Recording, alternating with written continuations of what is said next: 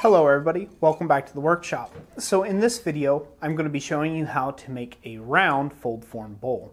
In a previous video, I showed you how to make a roughly anywhere from $125 up to about a $250 fold form bowl out of a square.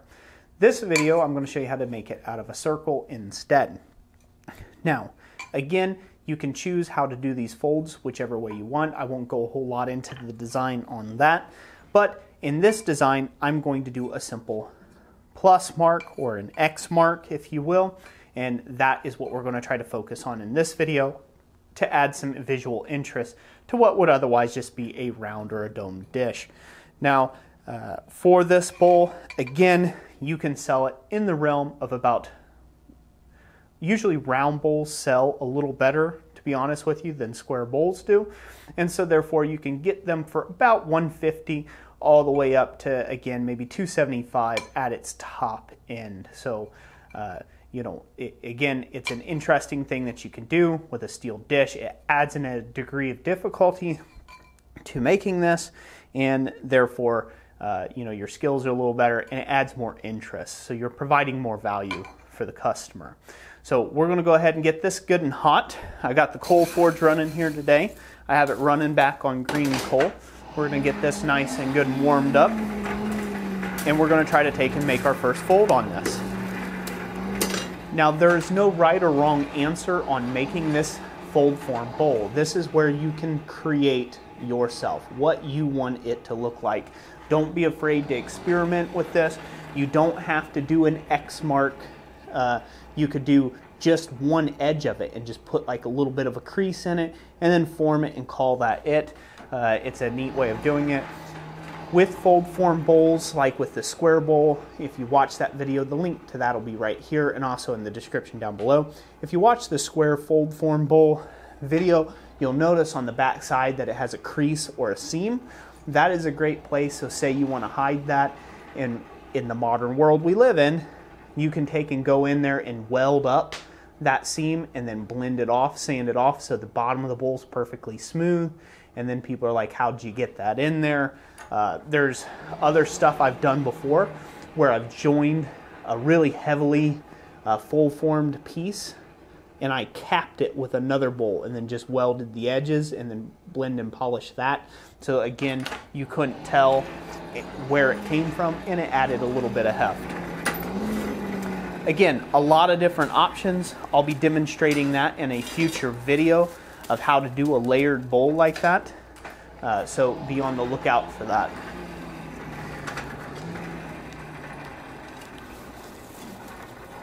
So it's going to take another minute or so for this to get good and hot. We'll let it work at that. And I want to take and mention something from the previous video. So in the previous video, I kind of caught a lot of slack about people debating my pricing or the ethics of how much I charge and this and that. And I was going to do like a whole video, a rant video about it, but I decided against it. I don't really want to get into it. If you don't want to charge that much, don't charge that much.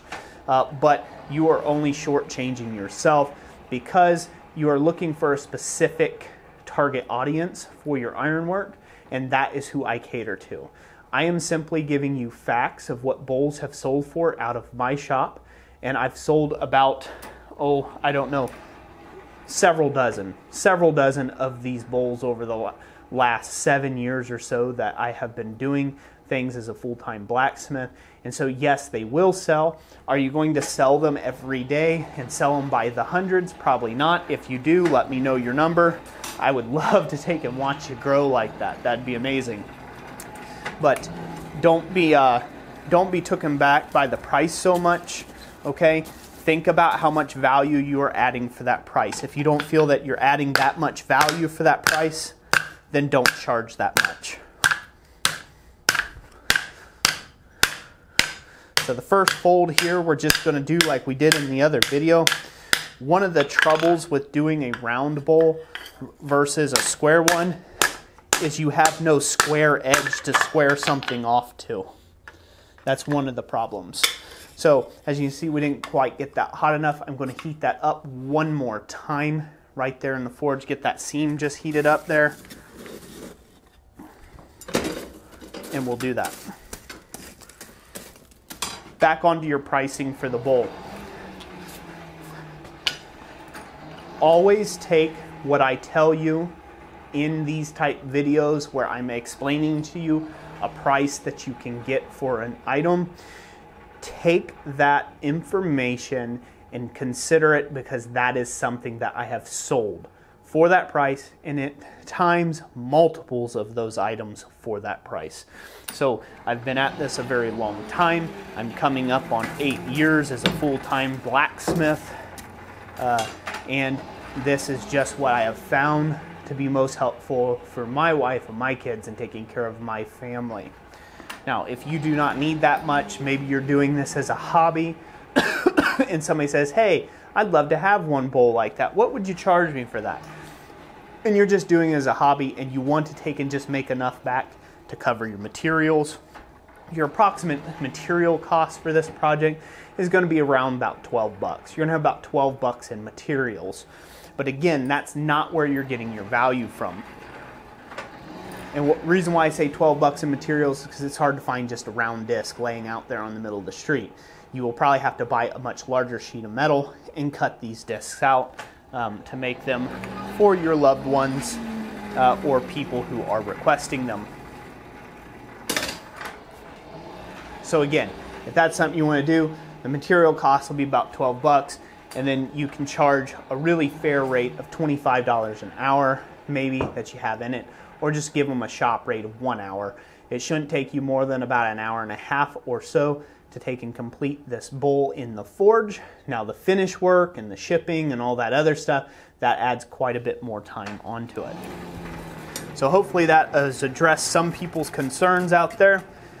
I am unapologetically so always going to champion craftsmen to make a living for themselves.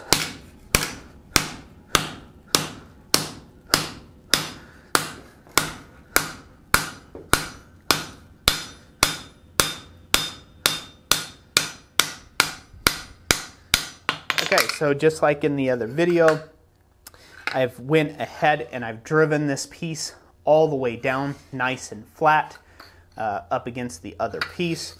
We will heat this back up and it will go in the vise, and I will use a slitting chisel to open it up this way. That's usually my preferred method of doing this. I'm going to show you just doing it at the anvil because you don't have to do it that way. Again, it's just easier if you can hold it in the vise to get it started, but I'm going to show you doing it at the anvil because some of you all don't have really nice vices that you're working with. So, and I do, and that's a bit of an unfair advantage, isn't it? So I'm going to work on this. A couple quick tips about your fire control over here while this heats back up. I'm going to try to make this video as short as I can, with exception, obviously this is going to take me a while, so there'll be a few edits in here that you guys will have to, it'll be a span of time that passes as I work on finishing this bowl, but I try to bring you along on the whole process if I can. A few quick tips about that fire. You want to take and have your fire broken up really loose and have a fairly open fire. You don't want to have a cave going on with your coal forge, and you can use a gas forge pretty effectively with working with plate steel like this. I don't like using the gas forge doing demonstrations like this because then you can't hear my voice so well because it sounds like a rocket engine's going in the background. So let's avoid doing that. Let's try to get this good and hot here. I'm going to grab my slitting chisel over here. Nope, it's not over here. I took it to a demonstration. Excuse me for 1 second here as I walk off camera.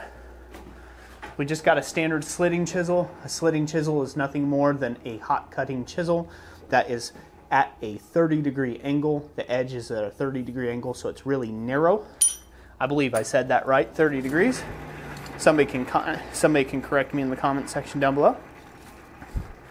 And we're going to set this right on the anvil, and we're going to use this chisel to pry this open. Remember, the hotter you get the steel, the easier it is to bend steel. So again, just using the tongs and the chisels is kind of like prying on this, and I can get that nice and open, and now I can hammer directly against the anvil edge to, again, open it some more.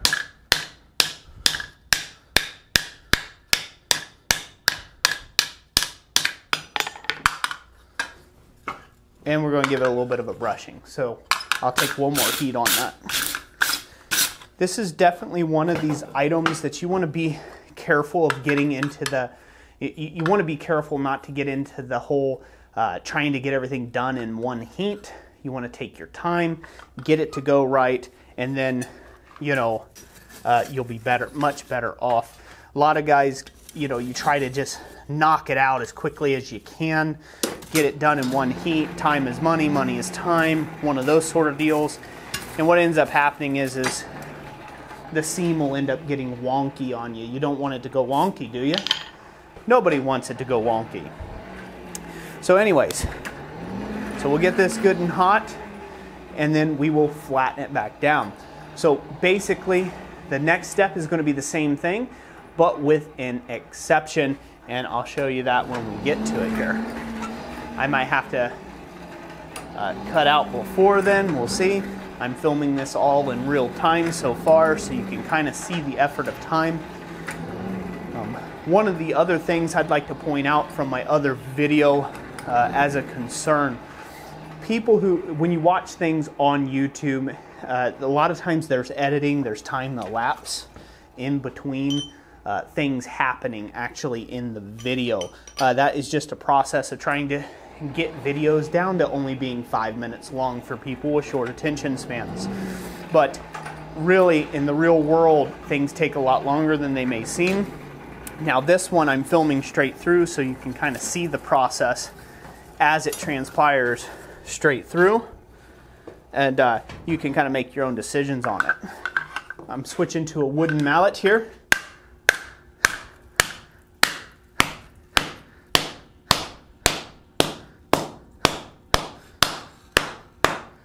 And the only reason why I switched to the wood mallet is because I did not want to take and destroy that seam that I was working on there. Get that straightened up.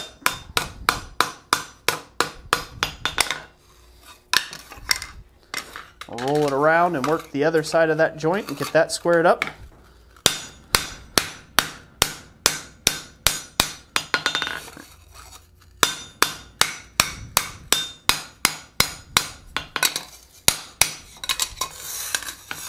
So what I'm doing there is I'm using the edge of the anvil to push the material down. There's always a little bit of a roll to that, and I want that to be perfectly flat for the next operation. So there you have it. There's one fold. Now, that there can be a very interesting look. It can be stylized like that, and it works pretty good. But we are going to go ahead and put a fold in it in the opposite direction, and that's going to take a little bit of extra work. And the reason for that being is we have built now a ridge, and like putting a gusset in steel or metal, I don't know if you guys have seen ductwork, they're cross broke. They call them cross breaking. It's where you add a rise, like a stress riser, and what that does is that prevents things from buckling and bending. So this is really not going to want to move. It's really counterintuitive for this thing to move. So right across this area here is where it's going to get real tricky once we get to bending right on the plus mark itself. But you definitely do not want to mash this all up while you're trying to work on that. And so it's important to use every part of your anvil or any sort of specialty tooling that you may need, as in i.e. like set hammers or something to push the background back down, so this way you can get into the corners. But you'll see how that works out in just a second. Get this good and hot again, and we'll be good to go.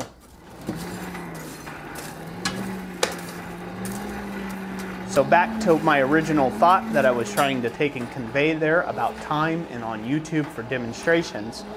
There was a few people that was suggesting that because it did not take me 8 hours or a whole day of work or something like that on one bowl, that somehow affect the value or the price. So The value that you add to the customer does not come from the amount of labor that you're doing. There's jobs where I spend 100 hours on a job, but I only charge for 8. My shop rate is $100 an hour in this shop to keep this shop up and running. And you may say, well, wow, that must be nice, Roy. My bring home of that is right around $12 an hour or so. That's my bring home. That's the reality of running a shop like I do. The shop that I have, it has a lot of expensive things. All my materials that I use, my buffing compounds, they're expensive. My machines I use, they're expensive. The belts, the abrasives, they're expensive. The abrasives for angle irons and you name it, not angle irons, sorry, angle grinders, they're expensive. I buy new steel for new projects, for new customers' work, and it's expensive. Again, this all adds up into that shop rate that I have figured out for myself, that for this shop, my size, with all my tools, all the luxuries I have, is $100 an hour. Now the benefit of those tools, and this could be a whole video for another day, the benefit of those tools is that they cut the amount of time down that I have to spend working at one project so I can keep my doors open, obviously. Because at the end of the day, I need to crank out so many projects, XYZ projects, in a month in order to make my bills and keep my lights on. So you have to figure out what that is for you and then charge appropriately and accordingly. But the concept of time does not exist in this realm here. The concept of you have to put in a 1-to-1 ratio. So if I charged for an hour, I have to have an exact hour at the forge is a farce. Because there's shipping, there's customer communications, there's returns you have to deal with, there's lost packages in the mails that you have to deal with, insurance claims, you name it. There's a bunch more that goes on behind the scenes. Your time for listing the listing in the first place, Jessica's time for photographing, so on and so forth. And this all adds up to that final price. So hopefully that will encourage you if you feel like, you know, man, I don't know if I could sleep at night if I had to charge that much. Hopefully that will encourage you a little bit on that. So now we're going to grab it right by the seam. We've taken a real high heat and we're going to bend it about where we want it to bend at. And we're going to hit to each side of the seam, doing our best not to actually hit the ridge that we've previously created.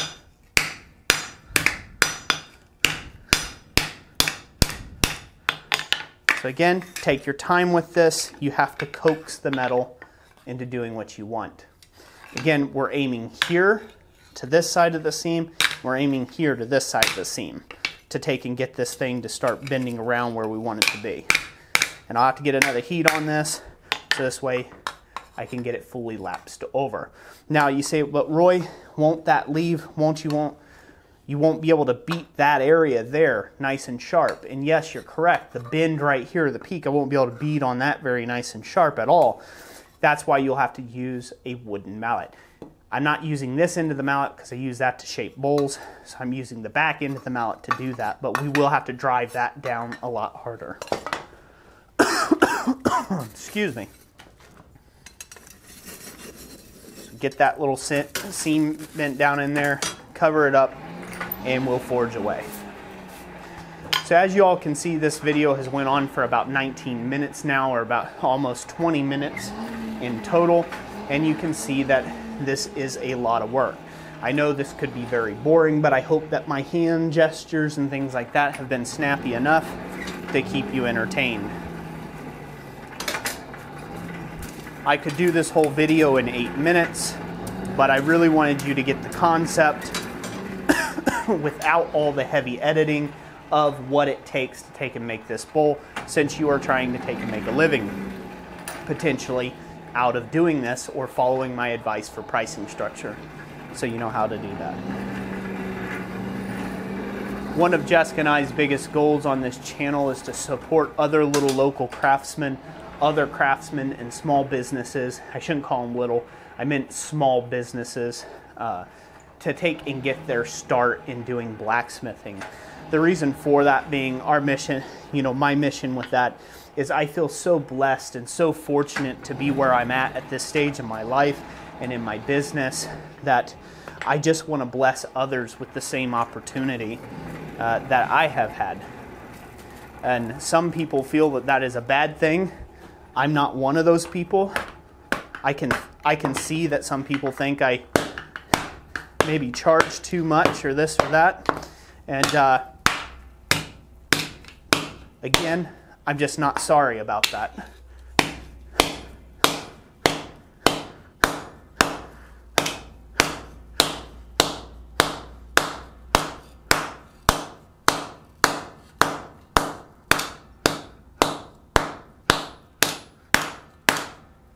Okay, so now I've got that bent around. I'm going to hammer with my hand hammer here up to that edge. I'm staying off of it still, because you want to thin out this right up to that edge there. And then we're going to have to put it on the edge here. I'm trying not to hit it. That's my goal. If you're nervous about doing that, totally understandable. Go ahead and use a set hammer at this point in time. But I was able to accomplish that, so I'm thankful for that. So now this piece is ready to be bent open, now that we've got it into this taco shape, and we're getting close to the final parts of the forging. Cool this off, and on we go. Excuse me for blowing wind there into the thing. Hopefully you all are enjoying this video so far. Let me know in the comment section if you've made it this far in the video and that you actually enjoyed it.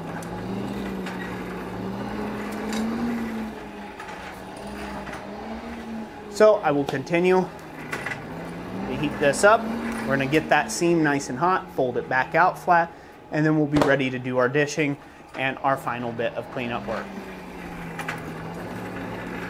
So get this thing good and warm for the sake of being good and warm, and on we will go. As I was saying, while this is heating up here, as I was saying about helping other people, again, I feel blessed to be where I'm at, and I hope that it is not seen as arrogance on my part here on YouTube of telling people what I think they ought to charge and this and that, what have you, in my viewpoints on business.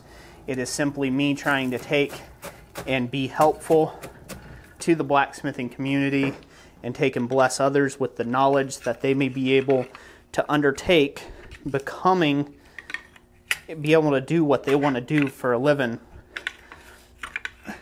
whatever they're passionate about.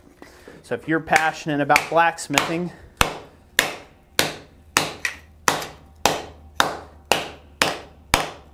and you'd love to do this as a career, it's something that I really want to champion you to do, and it's something that I really want to take and help you along that process.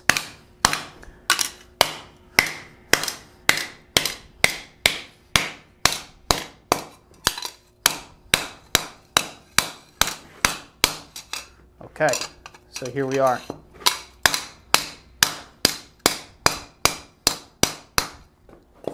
Now hopefully you can see what a look that makes. Definitely neat. It looks like this bar passes over this one. Again, it's just kind of a neat effect. And I went a little off to one side, so you could almost say that that's kind of a cross look. I am a Christian company after all, so I would see things like that. That's kind of a really nifty look there. If you go directly in the middle, it'll be an X. If you go off to one side, this will get a skewed even more. Again, there's a lot of interest you can do here, but we're going to call it at this here. I'm going to go ahead and heat this up now, throw it in our bowl swedge, and let's get this thing to shape. I'll get it hot, get the camera reset up on the bowl swedge, and we'll be right over there here in just a minute. Okay, so about 8 minutes has elapsed here while I got this all set up, the camera repositioned, and the piece got up to temp. You won't have that amount of time. It'll probably be about 5 minutes to get the piece back up to temp. And we're going to throw it in our swedge block here.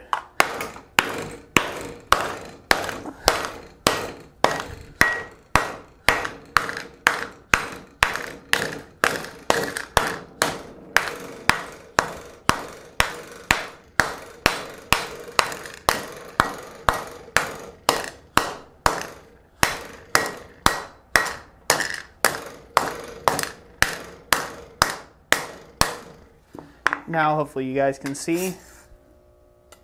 There you go. That's quite potentially the funnest portion of that whole process, and it's also probably the easiest portion of the entire thing.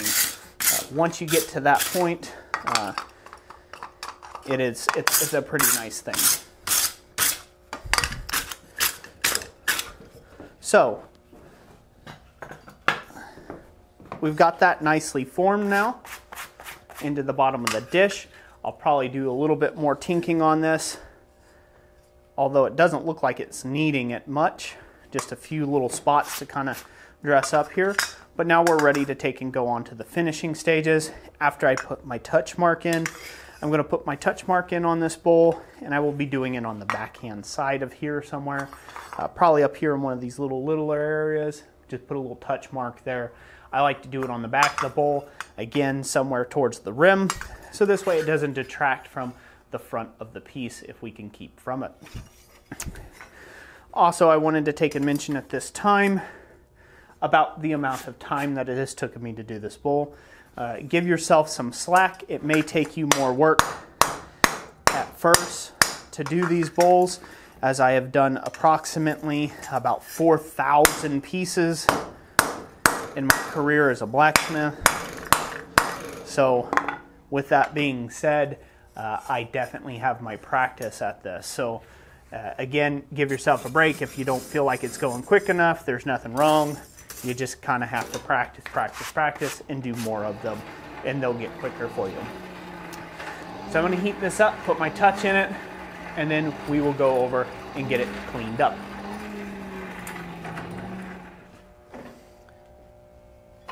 Okay everyone, so here we are. You'll have to excuse me, I already did some sanding with my angle grinder with 120 grit flap disc on it to take off any of the heavy rust on just the highs. Again, avoiding the low areas, as I want those to be really dark when it ends up getting final finished and it gets a coat of Rust-Oleum clear coat on it. So what I'm going to do now is I'm going to take this off, flip it over here, and I'm going to put on a 320 grit sanding disc. Now this is something you can get at your local hardware store, body finishing shop, things like that. And we want to make sure that this angle grinder is set down on its lowest possible speed. Now I'll have a link to this angle grinder if you're interested in the description down below. And that is an affiliate link that goes to help to support the channel at no additional cost to you. But anyways, so I'm going to use my angle grinder here, and I'm going to take this up to a little higher finish, and then it will be ready for paint.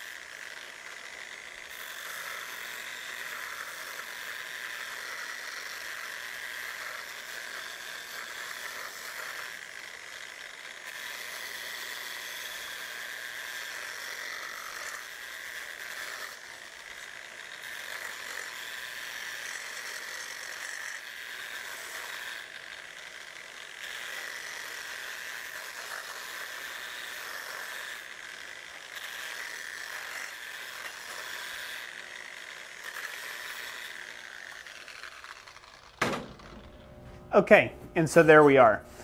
So hopefully you all have enjoyed this short little video demonstration. Obviously I got just a little bit more cleanup work to do back here.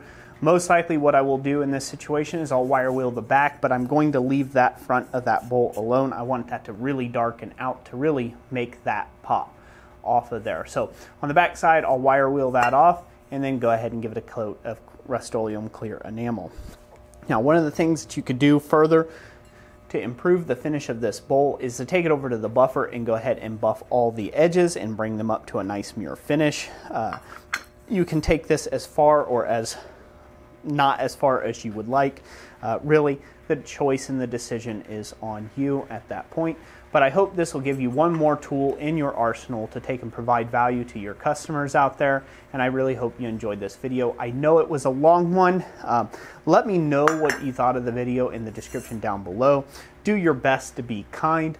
I know it's really easy to act like an absolute jerk and moron in the comment sections, as you know, you may be personally offended by something maybe I have said. Again, this was made with the best of intentions, and I hope you guys have liked the video nonetheless. So that's going to be it for this video. If you'd like to support other videos like this and keep content like this rolling so I can continue to help demonstrate the processes and techniques of being a professional blacksmith for those to help people out with their self-funding hobbies and their businesses, consider checking out our website at blacksmithpdfs.com. I'll leave a link for that in the description and one right here on screen. It's a great way of supporting the channel. It's a great way of supporting Jessica and I and what we do here and our mission to take and help other blacksmiths. So that's it for today. God bless you all, and we will catch you on the next one. Thanks for watching.